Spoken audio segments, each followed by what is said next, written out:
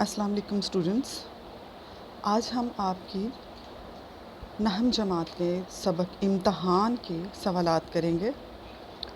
امتحان کے مصنف مرزا فرحت اللہ بیگ ہیں اور یہ مضامین فرحت سے لیا گیا ہے۔ آئیے اس کے سوالات کرتے ہیں۔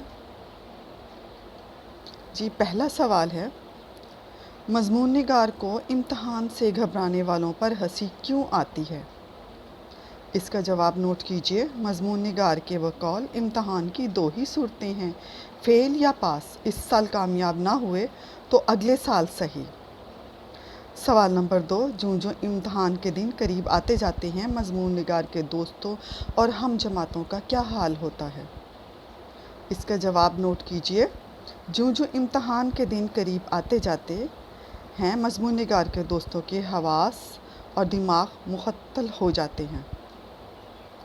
اگلا سوال دیکھیے، مضمون نگار نے کون سا امتحان دیا تھا؟ جواب، مضمون نگار نے لا کلاس کا امتحان دیا تھا یا قانون کا امتحان دیا تھا۔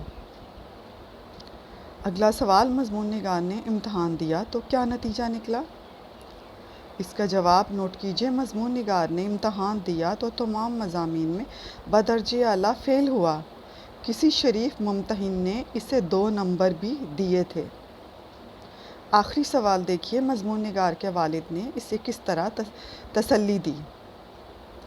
جواب، مضمون نگار کے والد نے کہا، بیٹا گھبرانے کی کوئی بات نہیں، اس سال نہیں تو آئندہ سال صحیح، آخر کہاں تک بے ایمانی ہوگی۔